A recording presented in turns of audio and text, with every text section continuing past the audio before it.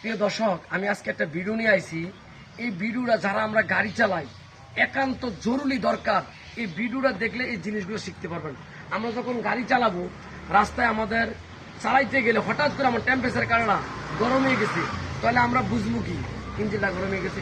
ইঞ্জিনটা গরম হয়ে গেলে আমার করণীয় কি একটা ড্রাইভারের, কি করলে আমার জন্য সুবিধা হইব বা ভালো হইব, কে পারবেন বলতেন?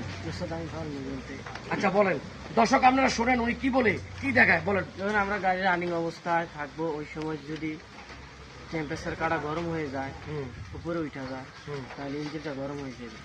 ইঞ্জিন যদি গরম হয়ে যায় তাহলে আমরা গাড়িটা একটা সাইড করবো।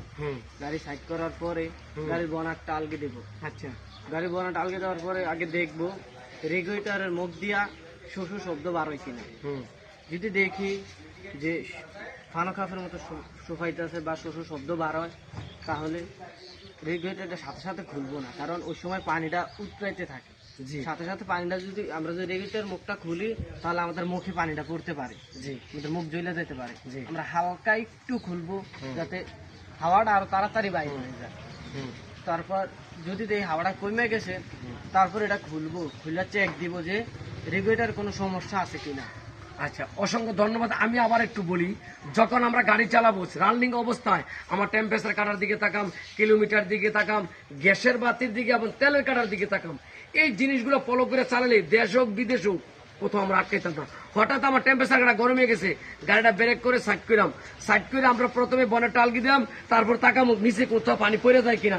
পড়ে গেলে লিক, আর না পড়লে এই দিক দিয়ে যদি শব্দ আইয়ে, তাহলে মনে করেন যে রেডিওটার জাম।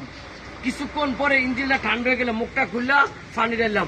পানি ঢালার পরে কোথাও দিয়ে পানি পরে কিনা দেখতাম। যদি পড়ে যায় রেডিওটার লিক, না পড়লে কি রেডিওটার লিক নাই, রেডিওটার জাম, এটা ওয়াশ করাই দিব। লিক হয়ে গেলে লিক সারাই দিব, আর জাম হয়ে গেলে কি ওয়াশ করাই দিব। তাহলে আমার জিনিসটার সমাধান হয়ে গেল। তাহলে আমরা মিস্ত্রির কাছে যাইতে হবো। এই জিনিসটা ফলো করে গাড়ি চালালে এই সমস্যা আমরা বুঝলাম। কথাটি মনে থাকবো। সবাই ভালো থাকবেন। আমার এই চ্যানেলটা লাইক কমেন্ট শেয়ার করবেন। দর্শক, এই ওস্তাদকে জন্য দোয়া করবেন।